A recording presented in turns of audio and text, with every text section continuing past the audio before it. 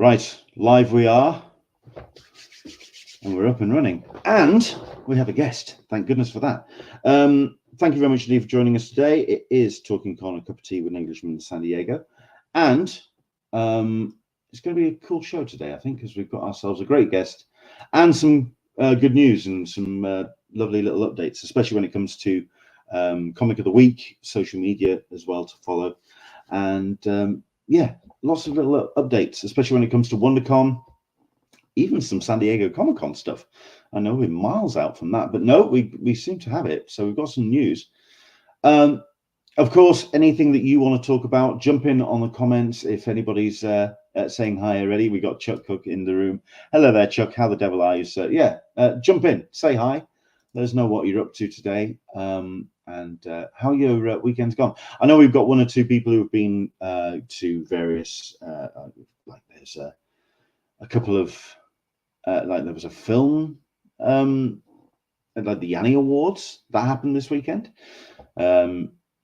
Yes, Dan Berry was there, and he's been doing his bits and pieces at that. Do check out our Instagram for the because he took a whole bunch of pictures, or at least the channel certainly did.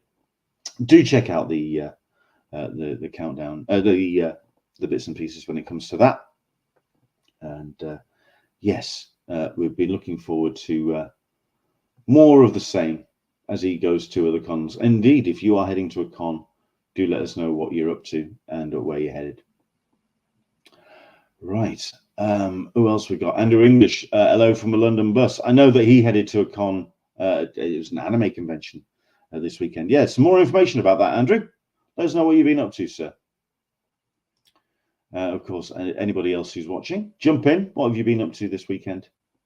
And yeah, if there's any news that you've spotted, anything you'd like us to talk about. As always, when it comes to this particular show, it is all about you. It's all about anything that you would like to cover. And of course, any questions you have for our guests, please do jump in with those as well. Yeah, but I think we're pretty much up to date. I do need to try and get myself out an update when it comes to social media and let people know what's going on. But no, I think it's the top of the hour, which means we'll run the credits and we'll dive in with today's show, because we've got a guest who is very much wanting to get on with the rest of her Sunday.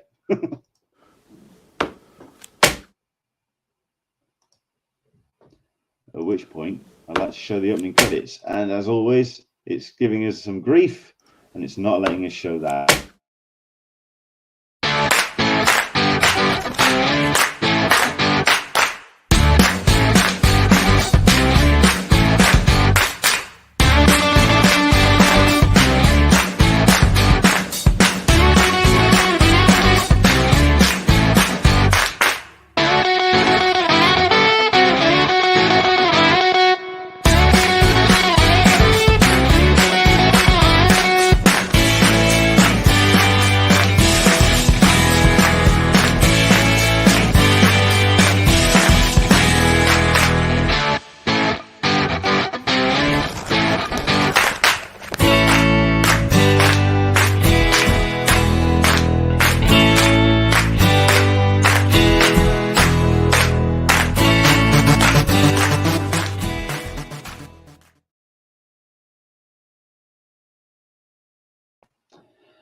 Hello there, everybody, and welcome along to Talkin Con, a cup of tea with an Englishman in San Diego. My name is Leonard Sultana, and each and every Sunday we talk comics, Comic-Cons, and all the stuff and nonsense we get to enjoy at such events.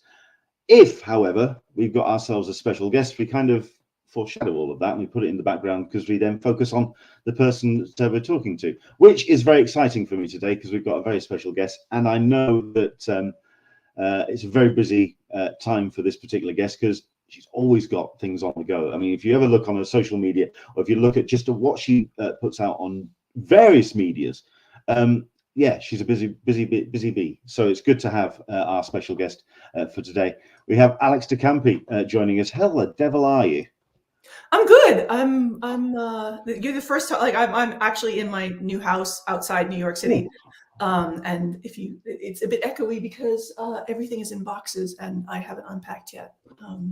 Listen, it's great to have you on the show, and it's great to see the new house. Well, I mean, you're looking so like, I mean, I know that the usual thing is that moving house is one of the most stressful things that you can do in your life, apparently. But you, like I say, you keep yourself pretty busy anyway. So I'm just, has this been something that you can actually use to relax? Perhaps as a thing to do to kind of chill out?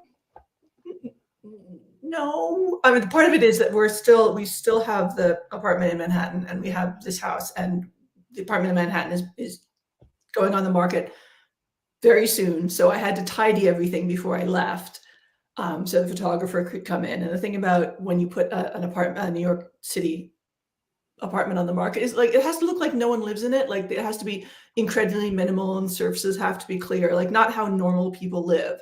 So just the past 2 months we've been taking things up to this house and stuff. My poor daughter, I'm like, if you're not going to use it until the summer, it can come with us. And just taking little things every week in the back of our teeny tiny car. And then this week, just like sweeping everything off surfaces and putting it in tote bags the photographers could move around, and full top to toe clean, on top of a full-time job, on top of comics writing deadlines, on top of being a single mom. So I don't sleep. Like I work a lot with Cliff Blazinski. We've got a book called Scrapper coming out in April, the collection of an image miniseries we did together. And he's like, do you actually ever sleep? And I'm like, yeah. So I mean, your output is to write the final arc of Full Tilt Boogie, which I've said I would have done at the beginning of February, and I've got enough of it done, but I have to get all done this week.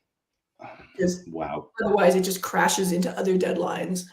I need to hand a book off to Hassan for lettering, and I have to do things with the pages and do the final lettering script, because I normally letter myself, and it's a lot, and unpack.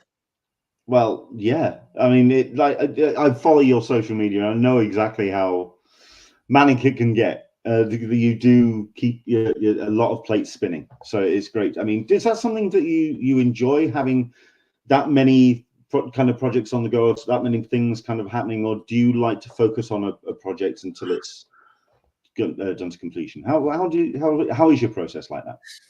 I mean, I always joke, and this is horribly misogynistic, but I always joke that like you need a wife project and a mistress project, and the mistress project's a project you run away to when the wife project's like too hard, and then eventually you give the wife project to your publisher, marry your mistress, and create a job vacancy. So I always have at least 2 projects going on at once. And then I will, forget about something, or I will agree to do some work for hire, which I almost never do. And then I'll find myself with a 3rd or 4th project on top of that. Like last year was supposed to be Parasocial and Bad Karma. And then Cliff calls me up and it's like, hey, do you want to do a book together? I'm like, sure, that sounds really fun. And it's a post-apocalyptic. We sort of like started this whole trend towards like adventure pet stories that is now happening with like that series at Boom and Tom King's Work for Hire series and all that. Yeah. It was something I hadn't done before, because I just as much of a full-on like action, all ages, like highly sort of like emotional, fun story. There it is. It's a gorgeous hardback, 1999, comes out from Image on April 24th, and it's like 200 pages. Lovely wrap cover as well. And so that was a lot of fun. So I said yes. And then that was a monthly series, and I don't do monthly series. I don't do monthly series for a reason, and it nearly killed me. I think that one of the ways I managed to have multiple projects going on at once is I make graphic novels, and the book comes out when we're done, so I can balance a few things, or, if an artist has something come up in their life and they need more time to do something, it's fine. Like I'm fine. I'll just start writing something else. We'll work on a novel, but the monthly schedule was hard, very hard. And I don't think I'll do it again, actually. I just like putting out a book. So that was my brief reflirtation with monthly. I still do stuff for 2000 AD. I've got a series running in Prague at once, right now, in fact. Full Tilt Boogie, the 2nd arc of it. And I'm writing the third arc now. But with the Full Tilt Boogie stuff, I just write the entire arc, you know, and hand it off to Ed, and Ed draws it when he has time, and then we deliver the entire arc to 2000 AD, and then they schedule it and publish it. So I just like that as a working method. It is forgiving towards what is an often unforgiving schedule that I keep. I'm frustrated. So I've got a project with Tom Fowler, and I really want to start it. I've done all the research, we've done the outline, we've done the breakdowns, and I just haven't had a moment to write it. And that's mostly my frustration, is I want to finish Full Tilt Boogie and finish this lettering script for Hassan, and then I can start on this other project with Tom, which is a medieval heist novel, heist book, graphic novel. You always manage to surround yourself with some of the most extreme talent. It's just it's an embarrassment of riches when you look through your the bibliography and you see the people you work with. It's just incredible. Tom, often they approach me. I mean, I was arsing about on the thing formerly known, the Hill site formerly known as Twitter, about stories set in the Middle Ages, and I was like, why are they doing all these dumb rape revenge stories and where the woman is a pawn, and like, why don't we just have a good heist book, and why don't we put it around like this historic event? And Tom just pops up in my replies and goes, I draw that. And I'm like when Tom Fowler pops up in your replies and goes, I draw that, there is one answer and one answer only, that is yes. Yes. Very much so. And I work well together. Erica Henderson and I work well together, you know. And then some of it's just been blind luck. Like I got to do a story with John McCrae in the Dread sort of battle crossover that happened a couple months ago in 2000 AD. John loved it because I sent it to him. I'm like, John, you don't have to draw any backgrounds, and you get to draw lots of gruesome monsters. He's like, yes, this is the best script ever. Because of course, in all of the 2000 AD stuff, a lot of it's Mega City 1, and you have to draw backgrounds in Mega City 1 because the point of Mega City 1 is it's incredibly detailed. And where I set the story, which was Dead World, it was like the background is fog. There are a couple of rocks. Go for it, John. He's like, yes. And then I got to do something with gosh, who else I worked with recently? Is this where you really start running out because there's just so many running out of names? Yeah, like, you know, Ryan Howe, who did Bad Karma with me, and Tony Stella, who did the cover for Bad Karma. It was a famous illustrator. You know, we just kind of knew each other on social media, and sometimes you just go up to people and like, hey, would you have time to do this? And again, the thing about a graphic novel is I can be like, it's going to take me a year to write this. You know, do you want to spend a couple of years noodling away on it around other projects for the shitty page rate I can pay you up front? And then we split all the proceeds and ownership at Image. And they're like, sure. You know, sometimes going to people and saying, you know, I have a monthly, even a six issue monthly, takes a lot more scheduling than, hey, I have a graphic novel that you can do around other things. And Bad Karma is massive. Bad Karma is like a 310 page book. Yeah. It's a doorstop. Like, hang on, sorry. Just big motherfucker. It's, well, I mean, safe to say, the one thing that, I mean, certainly from the books that I have of yours, and I've got a couple just to hand, I mean, you don't do small books. No, I don't. That there could do some damage. Yeah, no, and the Parasocial, like, you know, which is... Yeah. I mean, even what you would consider a smallish book, I mean, true, that could take out a mid-sized cow at speed. Yeah, that could do some... An Image. You heard it here first. So both Maddie and True War Stories got greenlit to be reprinted at Image because they came out during the pandemic, and then Z2 almost immediately pivoted to only doing music books and not doing creator-owned stuff anymore, which is fine. Like, you know, and I wish them only the best. They gave me all the rights back. Gave me the rights back to Bad Karma as well, which they paid mostly for. But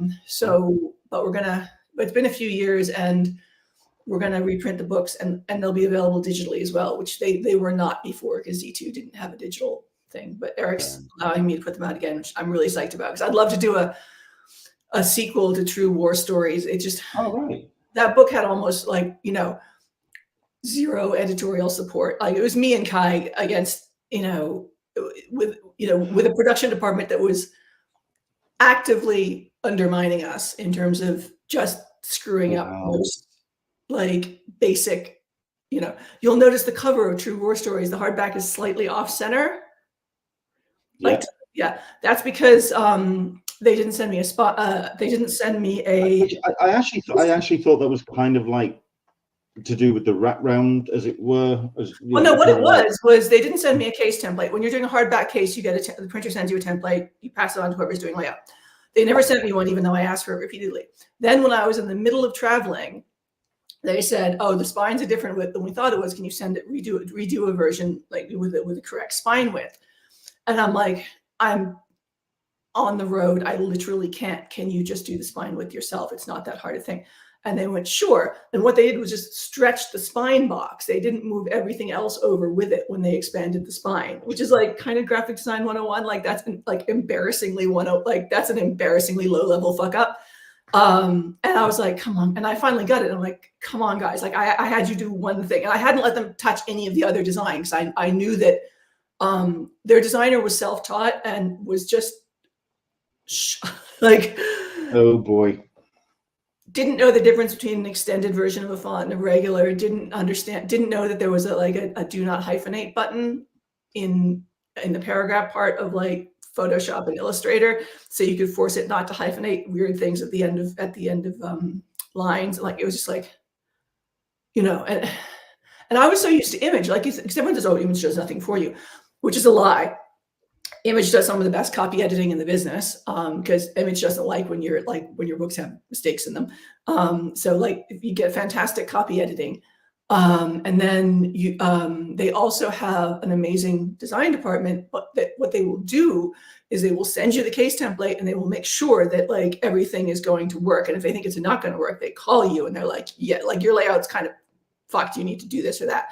And if I had said to them, "Look, can you know, if I had said to the Image production department, "Look, I'm really sorry, I'm traveling. I can't do the adjustment with the spine width," they'd be like, "All right," and then they do it, and it would be perfect. And they check with all the lines up with it, because some of these hardbacks, like with the actual like the fold part of the hardback, like if there's a little bit of design fiddliness around there, and it would have been flawless. And I was so used to that as like, you know, as a kind of like a low level standard for like a basic production hurdle to get over. Like I just assumed that I was dealing with professionals, and I was not dealing with professionals. And then my cover came back off center, and I'm like, some things you can never forgive. No. You know, I love the book. It's still a beautiful book, and you know, I still have, of course, because I have all of the production files, because I did all the lettering and pre-press myself. It's very easy to pass it on to a new publisher, and I'm excited for release, because there were a lot of people who couldn't get it because it wasn't available digitally. I mean, I can imagine this was especially. I mean, I'm a big fan of Z2. I thought, I mean, certainly what they did with Maddie, I thought that was a great production. Thought that was. I mean, this was a very. I mean, we had Kai on the show during pandemic, and when this book was coming out. Yep. And even just from talking to Kai, it's a very personal book to her, but it's also a very personal book for yourself as well. You really wanted to pour heart and soul, and you do with all of the books that you put out, or certainly with the stories I've read. It's all heart and soul. It's all there on the page. This one must have been especially. Yeah, no, I really wanted it. I really wanted it to be well produced, and I really wanted to have like wide distribution. And you know, the print quality is lovely. It'll be nicer from Image, because they have a really good hardback printer, as you probably saw from Bad Karma and Parasocial. Yeah. But yeah, my principle is always that like every book I produce, I want to be okay with that being the last book that I ever produce, because in comics it very well could be. So that's very good. I like that philosophy. I don't like, there's enough mediocre crap out there already. Like I'm not just going to put out content or high concept crap that I'm hoping to get optioned or something like that. I literally do not have time for that. Like I have too many other competing demands in my life. Like if I have to go happily to the page, I have to really want to produce it, because every book is a struggle. And because every book is a struggle, every book could be my last. You know, I'm incredibly fortunate that Image continues to like support my bullshit. You know, I have a publisher. I'm very lucky, because I will not publish with anyone who takes secondary rights, which leaves me with 2 publishers. Yeah. In monthly comics, like Image, some Dark Horse contacts. Heard Mad Cave is all right. They're still a bit young. I don't publish with young companies because they tend to die, blow up. I mean, I don't know the behind the scenes as much as I would like to, certainly when it comes to, say, 2000 AD, which is why I'm always interested about the fact that you've done the work with 2000 AD. I don't know what the split down is. I mean, I know that you've got a great working relationship with Image. Just, I was very curious. Only like sort of the only gig I'll take where I don't own it. You know, they don't do creator owned anymore, which is fine. Like I don't do a lot with them. They call me up to do stories occasionally. I'm very bad at pitching editors. Like I never pitch editors. Like the only time you see me working for an editor, the editor has contacted me, and that's very much beside the norm, because normally you have to like keep sending your books to editors and be like, oh, I'd really love to write long shot, like I really don't want to write a long shot. I don't want to write any of it. Like it's $70 a page. Fuck that. Like it's not enough money for the amount of time I'm going to spend on it, and the amount of lack of time anyone else is going to spend. Those editors are so overwhelmed. They're just like pushing content out the door as fast as they can with very little time to actually make sure that any of it is worth it.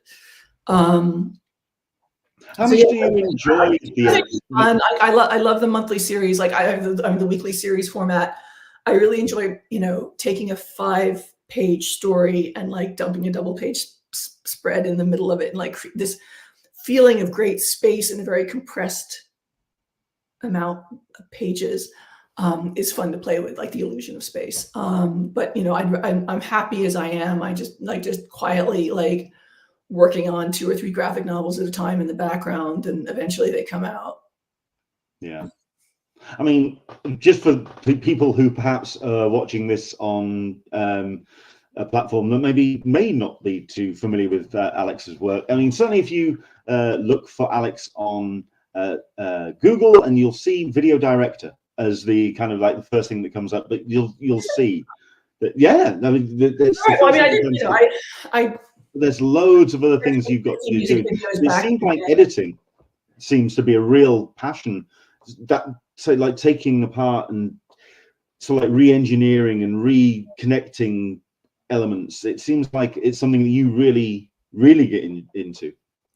I mean, the shooting music videos and editing them and producing them taught me a lot about writing comics. I know that the printed page and video are 2 completely separate mediums. However, having to storyboard music videos and figure out like cutting from a medium to a medium, just like it's never nice. Like it's all, like you want to differ your shot sizes when you use a high angle, when you want to use a low angle, like when like the understanding the language of cinematography in an innate way made me much better at visual pacing in comics. And if you see one of my comic strips, they're very, very complete, all paneled, all dialogue, suggestions of shot sizes, suggestions of angles, notes on reading order. And then I give it to the artist, and it's got this big thing in italics at top that says like, feel free to ignore any of this. Like I don't care. Like all I've done here is put in a baseline visual pacing so I can make sure the story works visually, and I've done my job. If you have a good day and you wake up and you're like, this is rubbish, I have a much better idea, you should do it. Like, and then because I can letter on top of it, and I'm gonna change, like even if they draw exactly what I write, which never happens, because if I was that perfect, I'd be rich and retired now. I'll change the dialogue anyway when I'm lettering it, because sometimes like I was a little bit lazy 4 months ago when I wrote it, or like a year ago more frequently. Sometimes the dialogue becomes unnecessary. Sometimes, I'll add sound effects, I'll remove sound effects. Like sometimes like, someone picks up some keys and you want it to be obvious that the keys are in the hand. So you put a little sound effect next to the keys. So your eye goes to those letters and it's like, oh, the keys. Whereas if you didn't put the letters there, you're not breadcrumbing it well enough for the reader to notice that, unless it's something you don't want them to notice at that moment in time. Sometimes you do that. You don't want them to notice it, so they read through and like, the gun is in the hand and you're like, oh, when did they pick it up? And you saw it was clear on the page, you just didn't notice it. That's a lot of fun. I'd love to read your script. Not clear. I'd love to read your script for Maddie, because it it does. I mean, I said this when I did a review, a breakdown of the book when it arrived, because I wanted to do a video review for it, and it does read incredibly cinematically. And when, of course, it's been put together with Duncan as well, I mean, I'd love to know what that script looked like when it was actually put together, and how your writing style and his writing style, because then, of course, you've got some artists in that book which are staggeringly visual, and they want to put their, I can imagine, put their own very distinctive stamp on it. I mean, that must have been a hell of a thing to kind of coordinate at the best of times. Yeah, the funniest thing was we had on 2 young artists for parts of it who both flaked out, like all the old standards. Like one of them flaked out, so we got Simon Bisley in.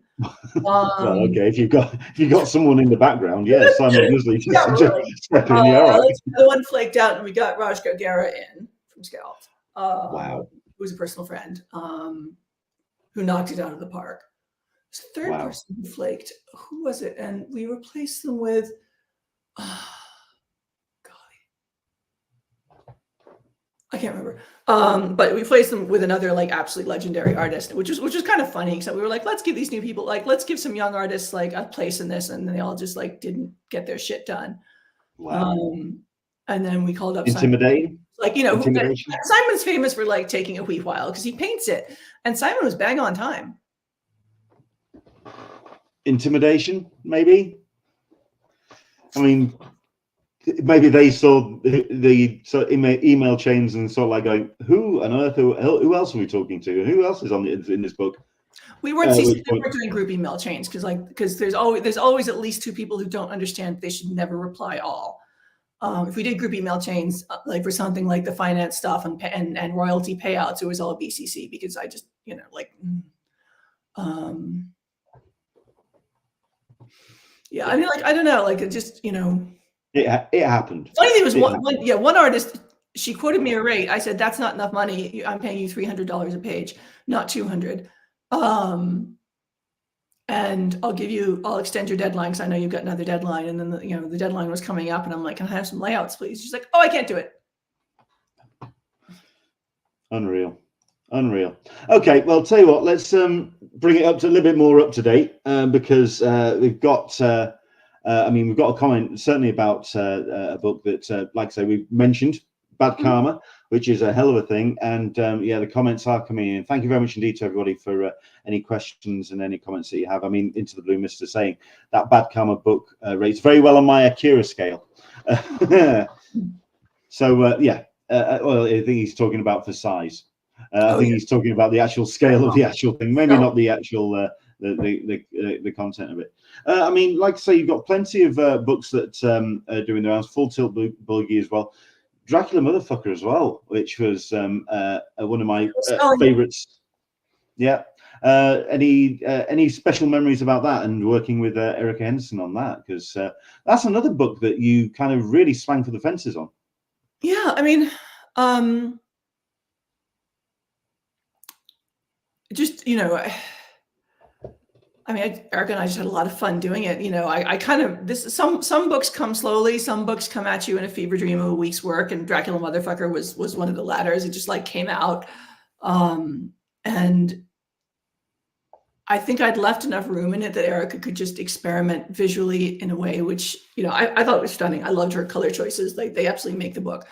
And what I loved is, like, you know, it operated as a showpiece for Erica's art. And I thought after that, she's going to get so much work doing like really interesting, because before that she was mostly known as the Squirrel Girl artist, and that's not to do down Squirrel Girl. Squirrel Girl is an amazing achievement and a really, really fun book.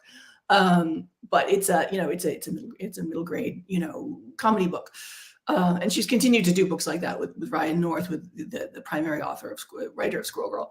But I thought after Dracula Motherfucker, she'd get, you know, a whole bunch of other offers of like interesting stuff, more grown up, more visually innovative. And like, she just didn't. Like, I think she's also, after finishing Squirrel Girl, I think she's like really kind of stepped off doing work for Marvel out of preference. I think she'll do the odd thing for DC. I think she's done a couple of Harley Quinn things in one of their regular anthology books that I can't keep track of.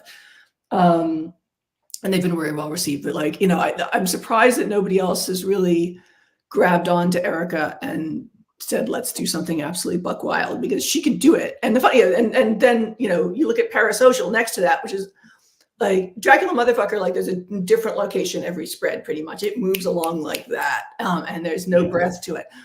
And then Parasocial is, you know, a very large part of it takes place in 2 rooms.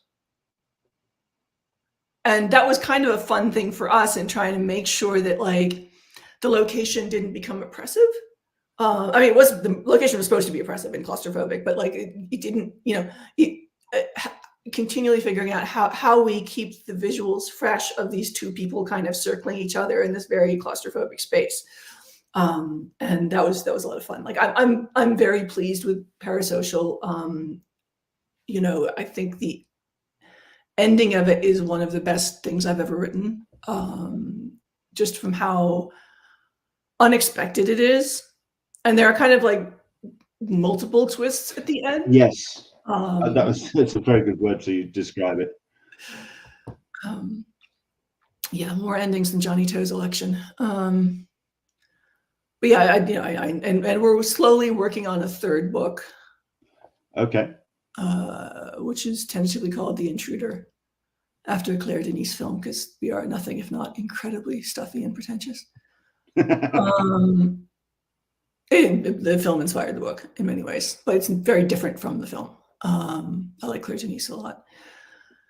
But yeah, I'm not even anywhere near. I'm not even halfway through the script on that one. Again, it's just been time. Like this has been a rough year in a lot of ways, time-wise. I've had a terminal illness in the family. I've been moving house. Like it's just been. I started a new job, which I love. And which allows me the freedom to kind of pick and choose my comic commitments, because and also gives me healthcare. Yay, healthcare. And that's always been very important for me. Is like, as you can imagine, is picking and choosing the things I really want to work with, that I can bring my whole heart to, and that I can make as compelling as possible. With the art style between Parasocial and Dracula Motherfucker.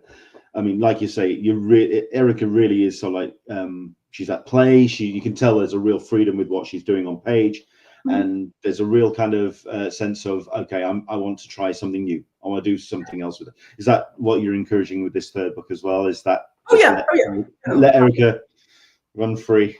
Yeah, I mean that's the point. Like you just point Erica at things, like try to find something that once you find something that interests her, you point her at it and you say, off you go. And then, she started working in spreads for Dracula Motherfucker, and then she did that in Parasocial, and she'll do color roughs for her spreads.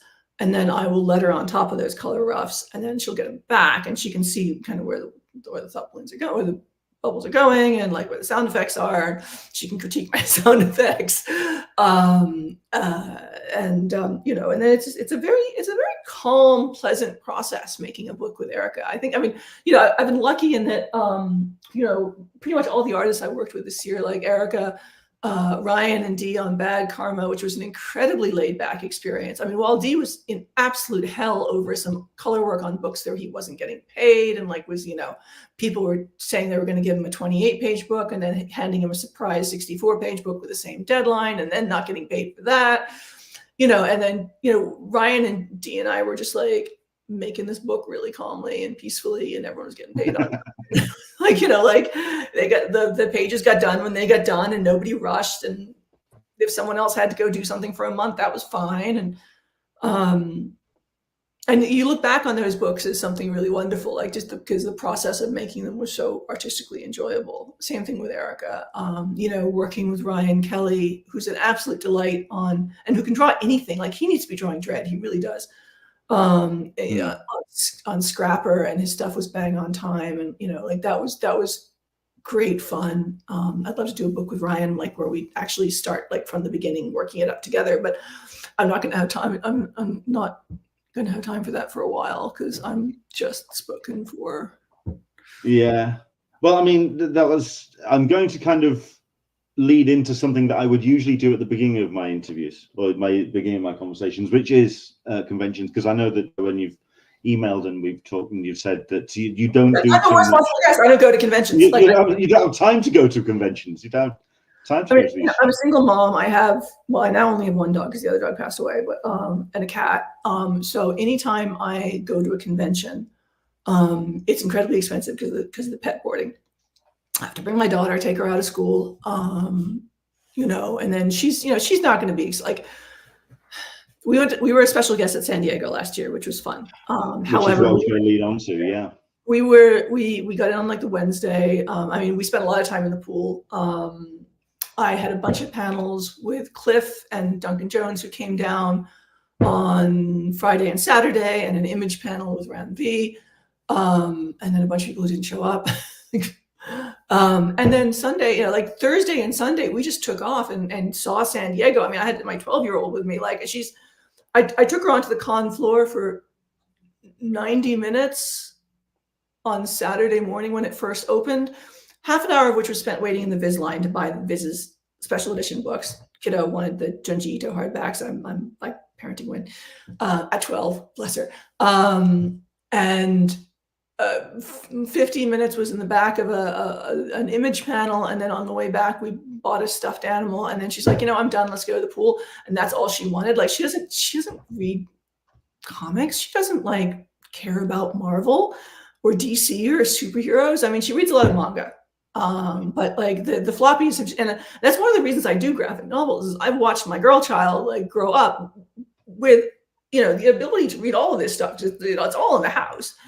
And she just you know, no interest in plot. Is her reading usual middle grade US stuff with the ugly art and the banal storylines, like, you know, and I mean, she's reading Witch Hat Atelier, like, which is most stunning art. So she looks at a lot of the US stuff that's aimed towards her age group, and she just looks at the art and she's like, no. Yeah. Like, she's reading Dungeon Meshi right now. Just got into One Piece. She'll be busy for a while.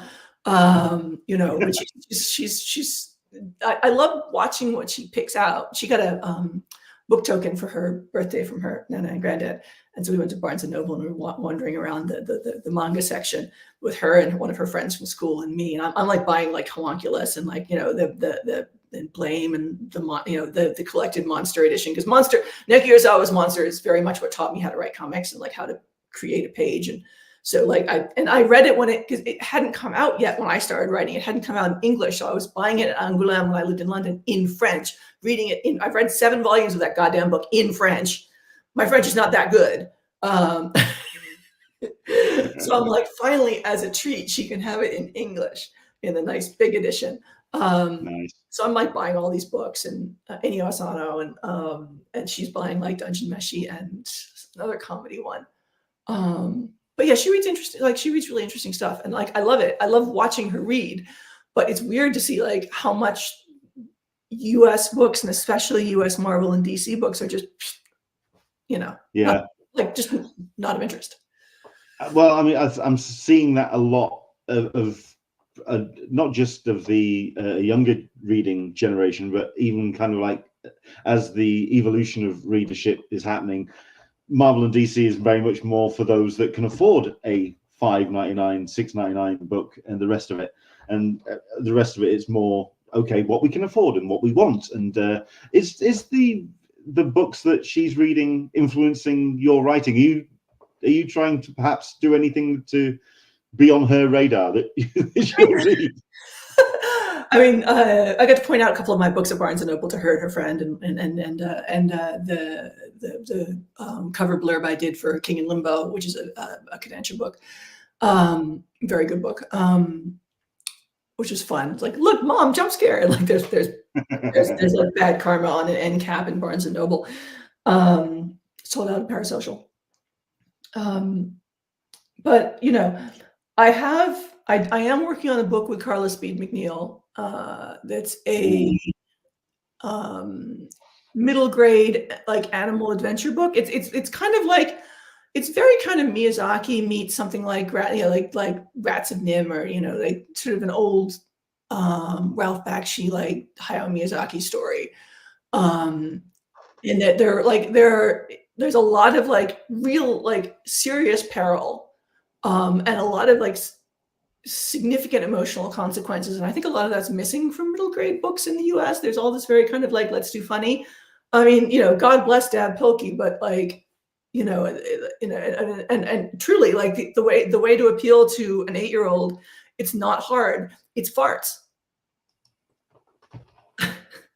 Like, you want to be big with middle grade? Farts, fart jokes, poop jokes. Trust me. Like, just it's not just 8-year-olds. It's British 50 plus. We like farts.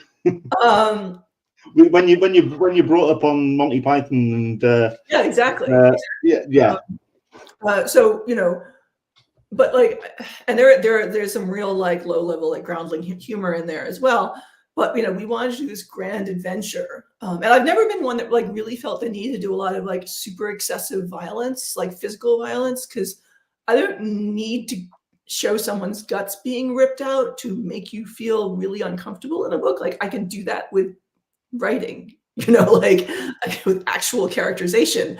And so, we have this what on the surface is this like rollicking animal adventure story, but will probably make you cry in a couple places. And also, like, when it eventually all ends up okay, you'll be like, it's a journey. It's not going to be out forever because Carla's teaching right now, and so she's got a lot of other things. They've got a lot of things on. So like, we're like, there's 2 chapters out of 7 drawn, and it's going to be like a 2026, 2027 book that's going to come out via Image, but it's going to be a beautiful thick hardback again. So I am doing that. My daughter will be too old for it by the time it comes out, but it is one of those books that I think you can read at any age. I sort of missed the window for like actually having books for her. But that's fine, Give it another sort of 10 years and then Dracula motherfucker, or maybe 5 years. That'd be nice. Predator. Hey? She loved Archie versus Predator. Oh, yeah, okay. Well, no, I get that. I understand that. So, I mean, a very quick observation then, when it comes to the books that you're doing, and you're saying that you're kind of like stepping into a genre which is just kind of cracking on. For example, like you say, you're talking about a book, Scrapper, which is just excellent. And there are those books out there at the moment, which are the animal books. I still think with Dracula motherfucker, you kind of preempted this whole Dracula explosion of books. You were there first. You kind of you got there. I'm the only one who's done something interesting. I'm sorry, I'm the only one who's done something interesting with Dracula, like visually. It's like, oh look, it's a man in a tuxedo with a velvet robe that has to smell of the moth. Like, oh wow, I'm like, who cares? Like, again, it's like, why are we just redoing these things without doing anything interesting with them?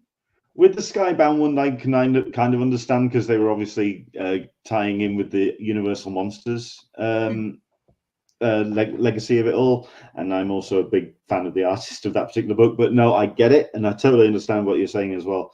You've got yourself a fan in the building. You've got Rich Johnson saying everyone loved Archie versus Predator, and he's not wrong. It was an excellent book. Oh, I want to start back on the subject of conventions, like what people should do. Like, I know like the convention is like this multi-day extravaganza, but the number of people who, like, we went to the San Diego Zoo and did this whole behind the scenes tour. Absolutely recommend it. Kiddo had a great time. And we also went to Scripps Aquarium. I rented a car so we could just drive around wherever we needed to. Yeah. And we met an octopus. I got to hang out with an octopus, like actually like have the octopus climbing up my arm and my daughter climbing up my daughter's arm as well. There's so much fun stuff to do around San Diego, and we had a lovely time, mostly because we said, excuse me, we're going to limit our convention to 2 days. Going to be absolutely there for it. Daughter gets to go to the pool every evening with me because she loves the pool, and then we would do things for her, specifically the zoo and the aquarium. And you've never seen a jaded 12-year-old as excited as you've seen her at the aquarium. Like, I don't know what it is about aquariums. It's just like running from display to display, being super excited. And that was like delighting me as a mom, because like she was an extremely jaded Manhattanite 12-year-old. Like, I mean, myself and the missus, when we do go to San Diego, we go the week before and the week after, to literally, because I mean, it's a hell of a distance to go out to California. Yes. So we've got to kind of make a 3-week event. Exhausting from England. Absolutely exhausting. Exhausting from the UK, you know. Yeah, very much so. Yeah, with the zoo we do. The first year we went to San Diego, though, it kind of got a little bit overwhelming on the first day. Certainly for Caroline, she got a little bit tired of being prodded and pushed, and everyone kind of barging into her. So we took the day away and we went to SeaWorld, which was all great, and it's all fun, and it, like you say, it's all fascinating. It's great to see the animals, and certainly the orcas and all of this. And then I came home and watched Blackfish. Not the best timing in the world to do that. That may be that. Yeah, that was possibly not the best way to go at it, but there we go. So with San Diego Comic-Con, and I mean, the 3 questions I usually ask at the top of my interview, which we're doing this backwards, which is fine. Number 1, the question would be, what beverage would you have? It is Talkin Con, a cup of tea with an Englishman in San Diego. My tea's over there because I got so distracted with what we were doing. My tea's over there gone cold. So that's that. What would be your beverage of choice on a Sunday? I mean, we just got an espresso machine, which I love. Like I normally make filter coffee. Tea, I'm a huge tea fan, but you know, things are so hectic right now. I actually need the giant club of caffeine to wake me up. But normally, like if it's tea, I like pu'er tea, which is a Chinese tea that you drink black. And I like green tea, but not so big on Indian tea. Sorry, India. But we gotta. That's the size of the teas I go with. It's big. But the Nespresso machine, I just like push a button and coffee comes out, and then it like gets rid of the little cartridge, and I love it. Like, and the coffee's really good. Like, Keurig coffee is just like watery and gross, and like there's no reason to drink it. But Nespresso actually tastes like, you know, a proper espresso or a proper Americano, and I love it. Nice. And so that was my treat for the new house. I got myself, because they're like, they're $100. I got myself the magic push button coffee machine. Fair enough. Question number 2 I ask, going to conventions, obviously you get the chance to meet some of your contemporaries, some of your idols perhaps. Has there been any situation where you've been to a convention or been to an event and you've found yourself a little bit weak at the knees, a bit starstruck? Is there any of those moments which stick in your head? Golly, not really. I'm, you know, I mean, I find parasocial relationships so odd. I wrote a horror book about them, so like maybe I'm not the right person to ask about this. You know, I think I've because I came in from, you know, working with big indie music acts on the directing side. You know, like I've directed videos for Black Francis. I've directed videos for Los Campesinos. I've directed videos for, I don't know, like just, you know, tons of bands. Jonas Policewoman, like, you know, I'm so used to being in a working relationship with people, and also very early on in my career, I was working with like Bill Sienkiewicz and folks like that. So, you know, I don't think I've ever met anyone who I've been like, oh wow, you know, it's just, I just kind of take people as they are, and I don't feel the need. I don't feel the need to actually like just go and touch somebody like they're at a zoo. Like I don't, the whole photo op thing. I don't get it. Like if I admire somebody's work on screen, I'm quite happy just to continue admiring it and not actually meet them. Right. So I'm not the person who ever. I don't take advantage of opportunities to go meet people at conventions that I don't know, unless there's like a business reason, or we're just in the same cocktail bar and like we've naturally followed talking. So. You know, if anything, you're using the convention it's a convention, it's a work convention, it's a work environment, it's there to network, and yeah, okay, I can understand that. And question number 3, I usually, we're kind of switching up of the questions this time around, this season round. And question number 3 is, at a convention, if you do get the chance to step away from the panels or the various meetings that you get the chance to, or have to squeeze into that weekend, where would you be found on a convention floor? Where would you like to kind of like gravitate towards? Is it Artist Alley? Is it the illustrators? Is it any of the comic retailers, perhaps? I usually take a stroll in Artist Alley if Artist Alley is nice. Like back when Artist Alley was in Javits North and it had air and light, that would be where I go just to catch up with people face to face that I've worked with in the past or I want to work with. I won't go to downstairs Artist Alley in New York Comic Con anymore. Like, no, that's gross. And also the bathroom queues are really long, so like forget that. So if Artist Alley is nice and reasonable, I'll go there. But these days I tend to go in, do my panels, do my signings, and leave. Right. If it's an away convention and it's a nice weather, I'll probably, you know, and my daughter's there, we'll be at the pool because she loves the pool. But no, I don't really stick around. It's, you know, I'm sorry. I'm like the worst person to interview for this because I go, I do my thing, I leave. Hey, listen, I mean, it's the reason why I go to San Diego the week before and the week after. San Diego is a really nice place. It's great to kind of step away from the convention and kind of explore. Yes. I get it. I do get it. Listen, I want to say thank you so much indeed for coming on and talking about, I mean, it's been great to kind of get your take on a little bit behind the scenes of certainly some of the production of the books that you've been involved in.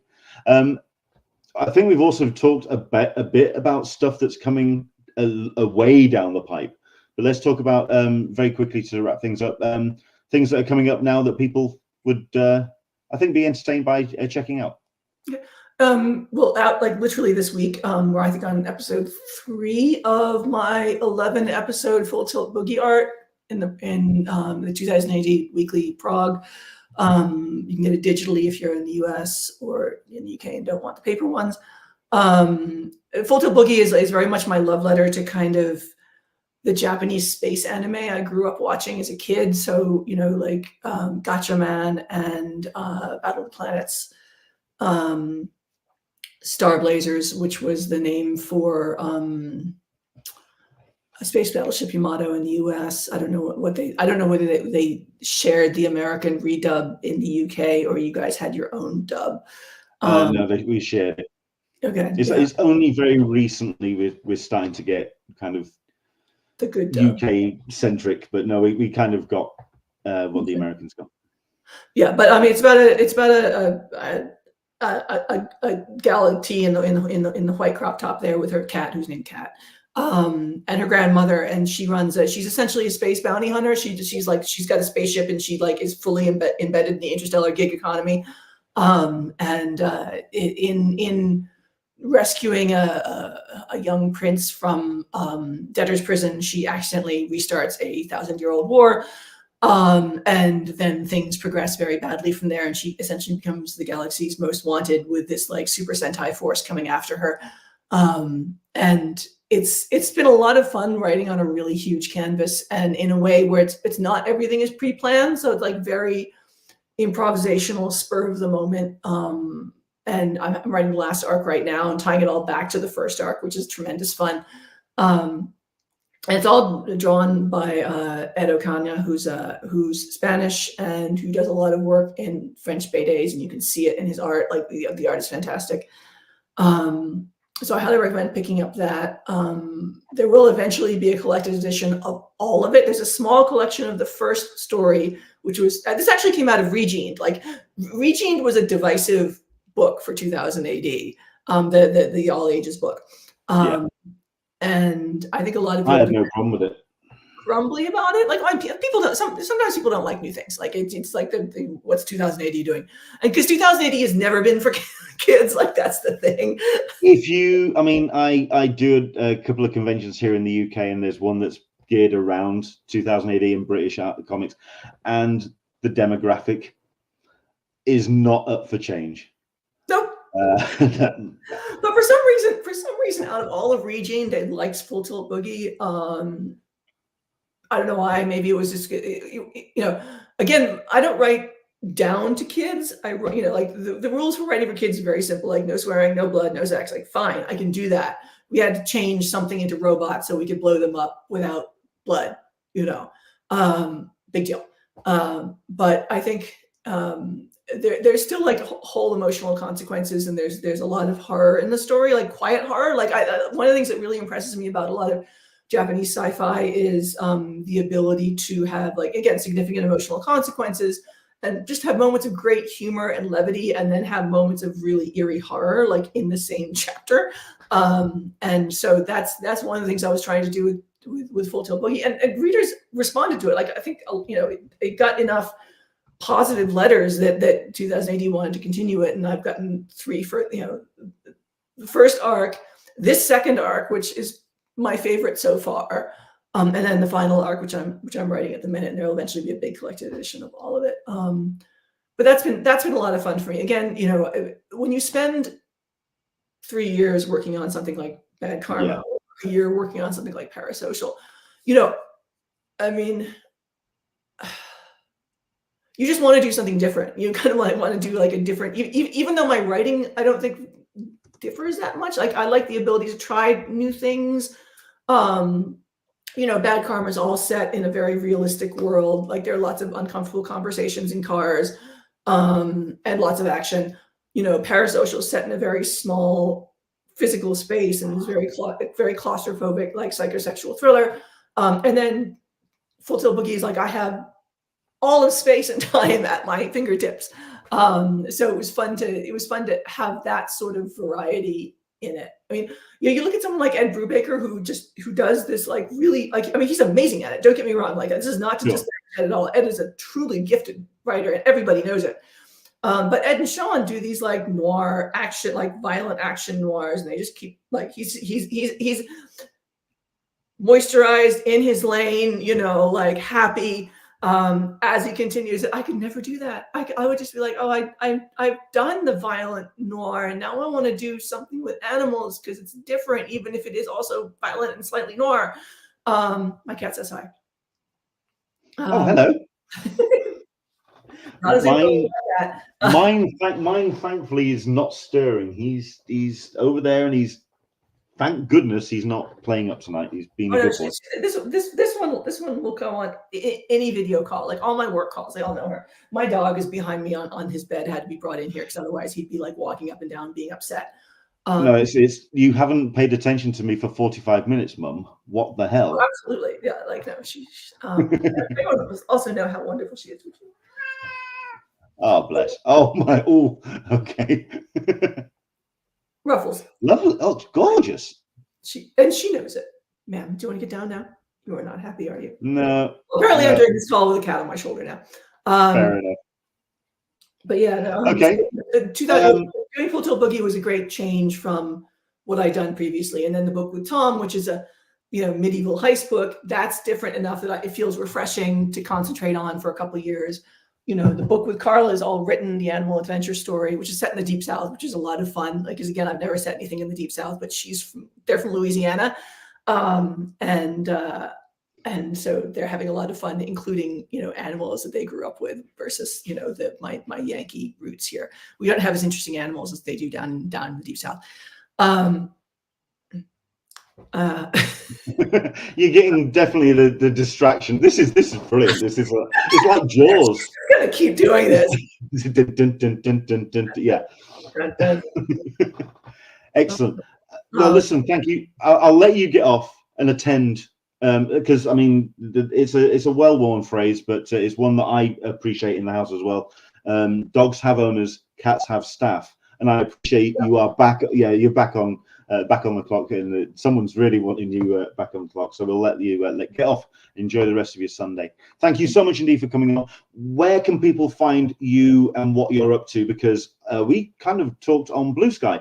You have abandoned the hellscape, as is your absolute prerogative, and you're quite right to do so, because I've chosen Threads, but I have my foot in both camps.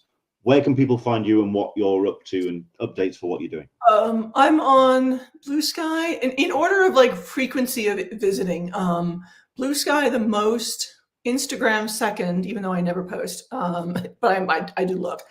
And then X/Twitter occasionally, just to check out, because I still have some friends who are only on there, and who I'd like to see, but I don't participate much, and I'm certainly not a subscriber to it.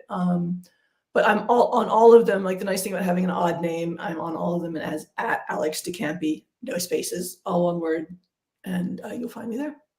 Excellent stuff. Thank you once again for coming on very much last minute and talking to us about the books and your process. Like I say, a huge fan.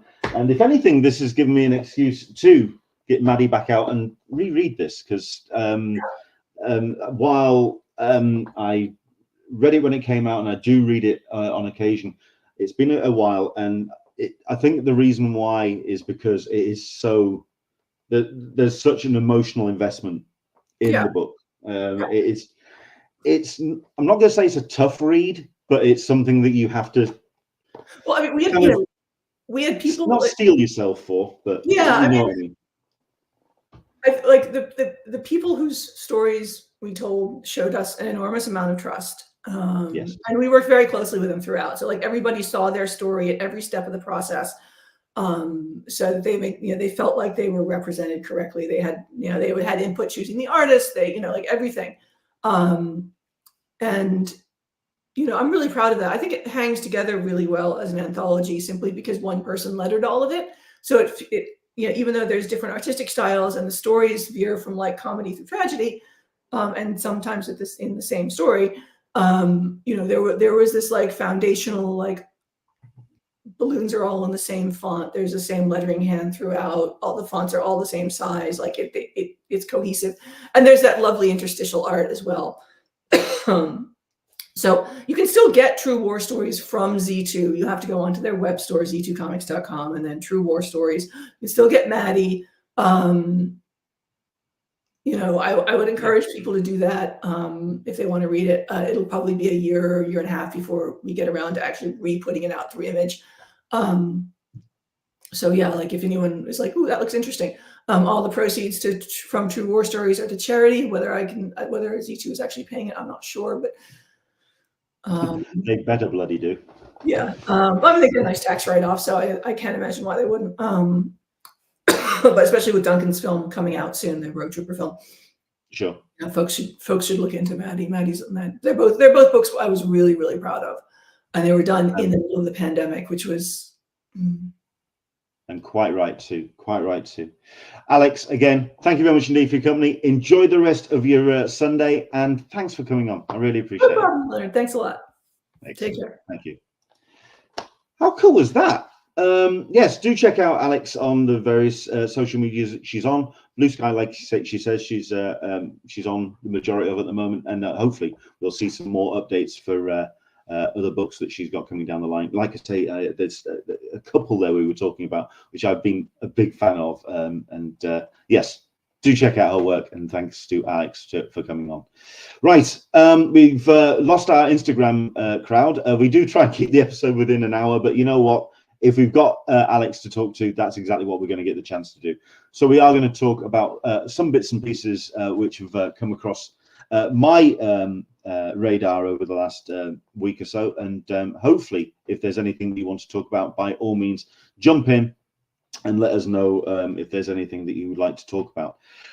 Certainly when it comes to the news that has cropped up, certainly when it comes to WonderCon, it's been great to see some updates coming out of that show. We had this conversation last week. We had one or two people commenting that they were feeling that maybe it's just there's not enough interest at the moment. It seems that CCI is letting it happen organically, or there seems to be no kind of like impetus, as it were, and it'd be great to see them just take it up a notch. We have had one or two bits and pieces that has come around, including the reveal of the rather excellent program book and schedule. The artwork, the artist has kind of slipped my mind. Who on earth done it? It's it's Dustin Nugent, of course, has done the artwork on this. Excellent stuff indeed. But if you are heading to WonderCon next month, it's like I say, it's barreling down the pipe. So it'd be great to see CCI really taking up the coverage of WonderCon just up a notch, if they wouldn't mind. There are going to be some things that are happening at WonderCon, including the announcement this week that CGC will be accepting submissions at WonderCon. So if it is something that you are wanting to really do something with your books and present them in that fine style, of course, CGC will be accepting submissions of comics, video games, home video collectibles, TGCs, sports cards and non-sports card at WonderCon.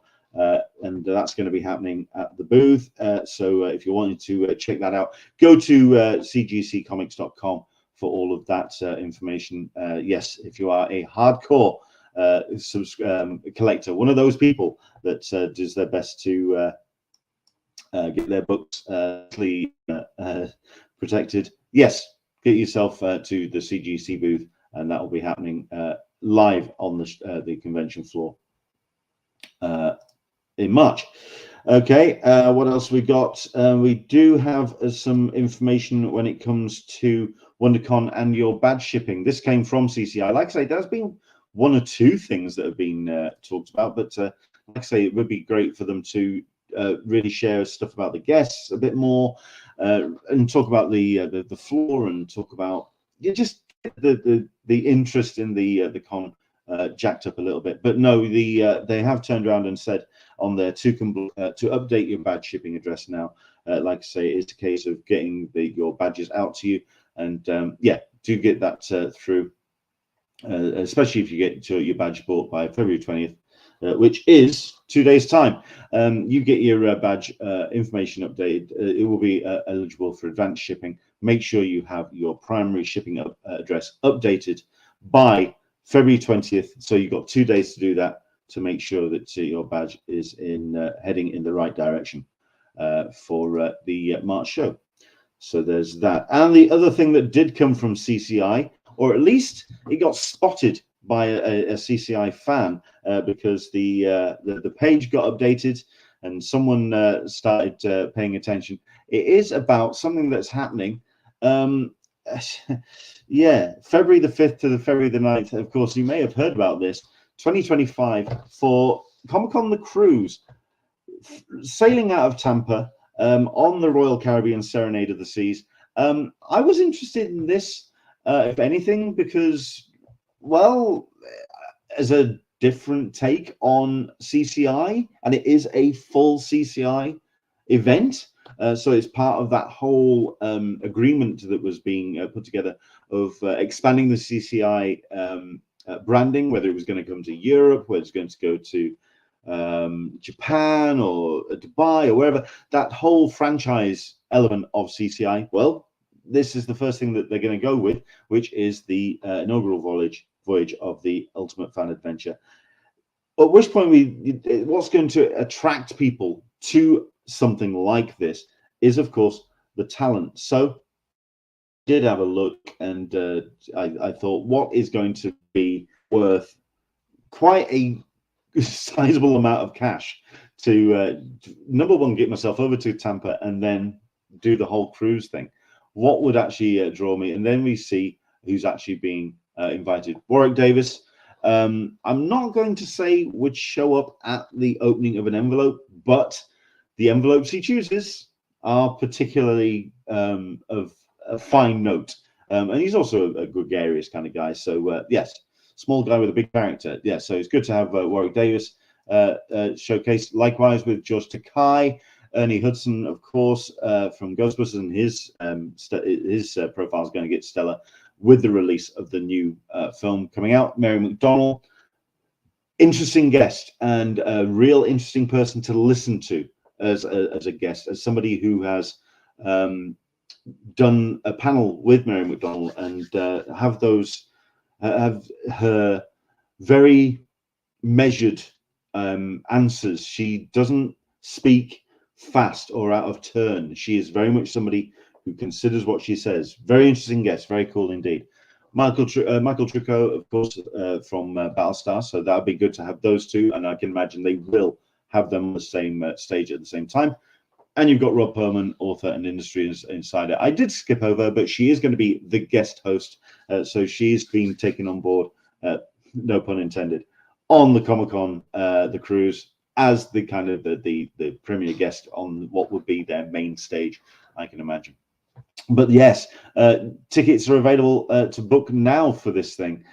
So you can start your reservation. Unfortunately, it's opened it up in another window, but you've got yourself, say, for example, one guest. You do have to kind of log in.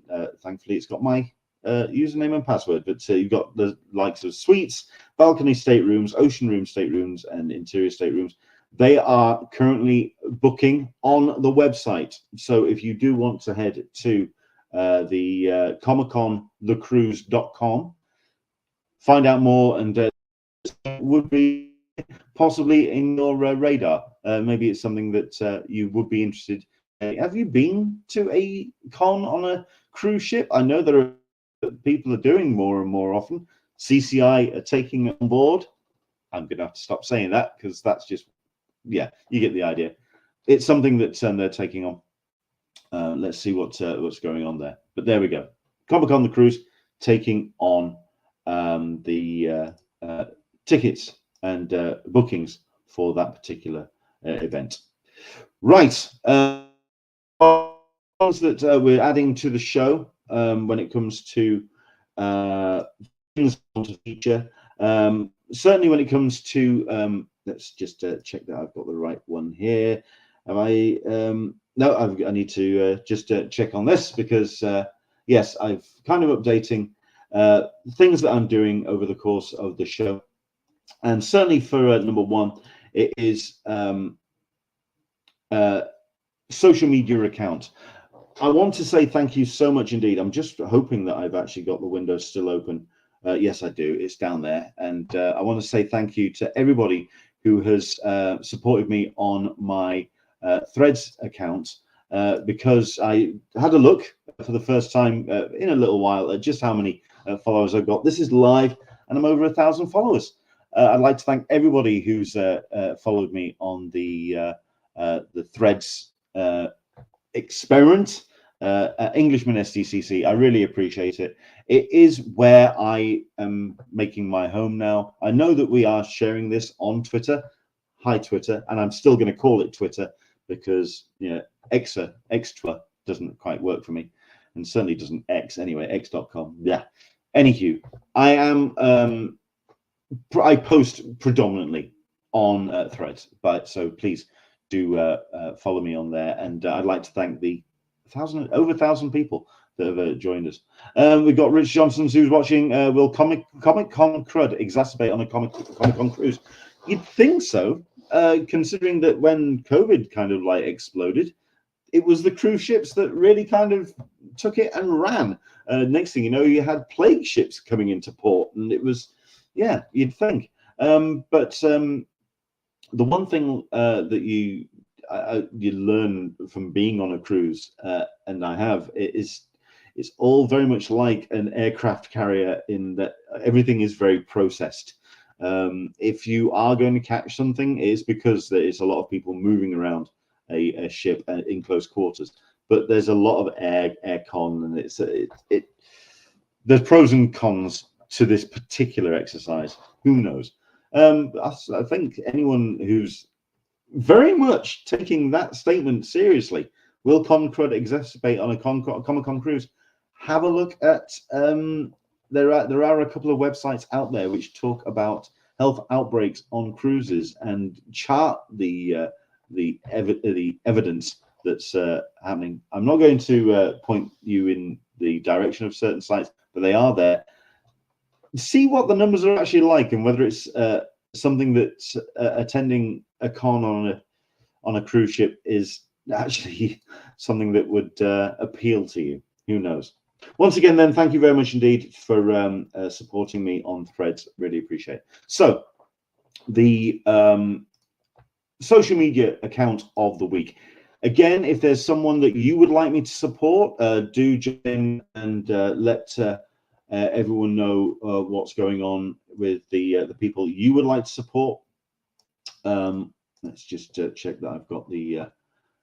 Oh, I don't know why that's not working because I've got an account that I am pushing, which is yeah, Bonnie Girl. It's somebody who, for whatever reason, she has not been accepted as a pro at San Diego Comic-Con. It's something that hasn't been automatically updated this year, which is really kind of strange, considering that Bonnie is just an incredible.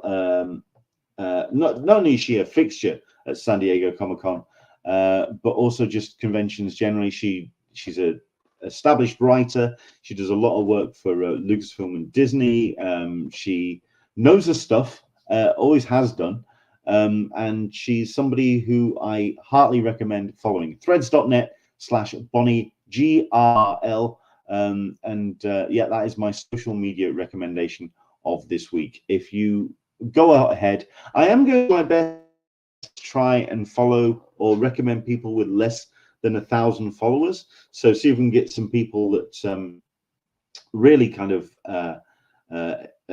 interest you, and maybe get some new fresh eyeballs on some interesting social media accounts. But yeah, threads.net, Bonnie Girl. Andrew English, I'm aware of the issues. For whatever reason, I am jacked straight into my internet. I have no idea why my picture is buffering, but thank you. I am appreciative what you're saying. Chuck Cook, Petri dish of the sea, registered trademark. Like that. That tickled me. So there we go. Let's have a look at this. Oh yes. So there you go. Bonnie Girl is certainly someone I would recommend. And I think the last thing that I wanted to talk about is book. I go digital this time round because I just did. There was a book that I haven't been able to get to my comic book shop, so I wanted to make sure that I could get hold of this particular book because number one, I'm a massive fan of the writer.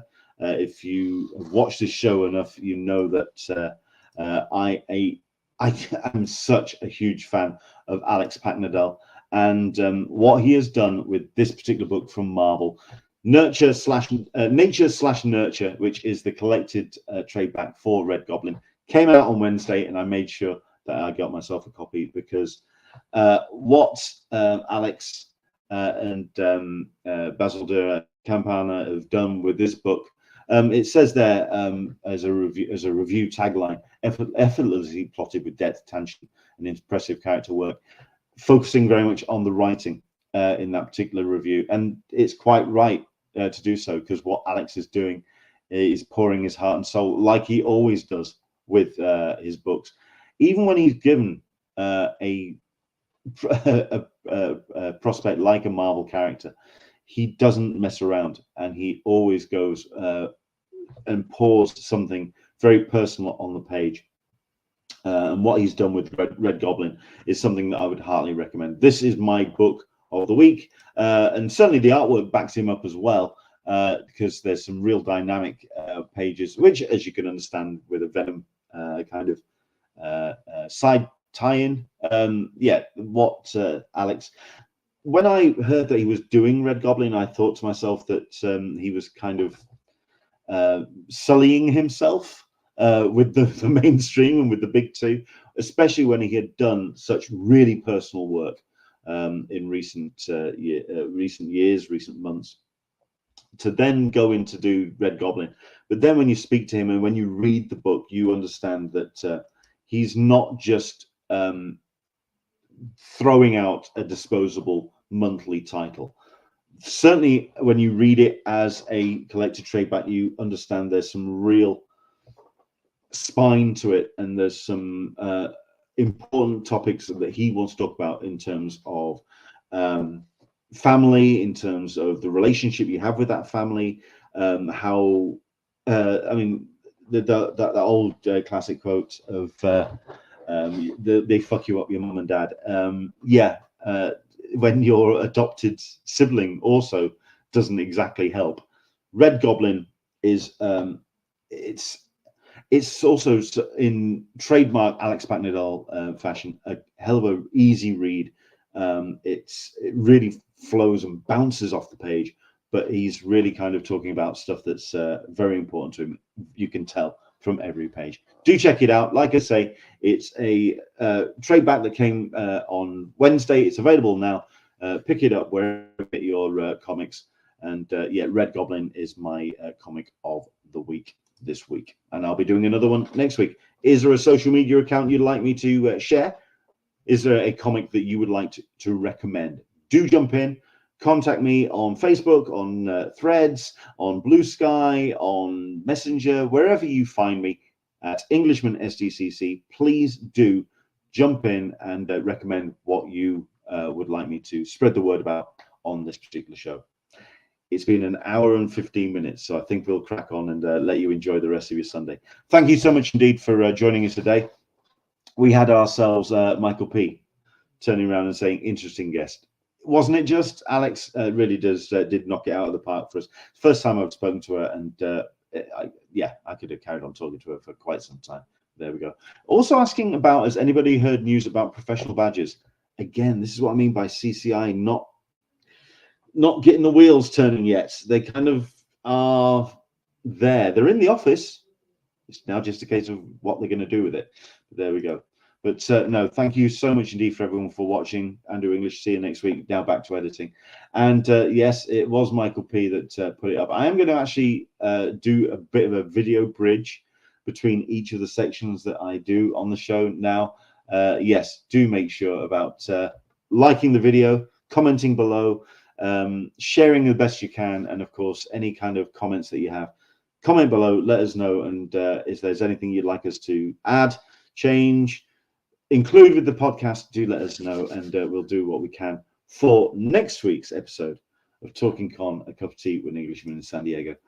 Thank you so much indeed for watching today, and I'll see you next Sunday for another Talking Con. We'll see you soon. Bye-bye.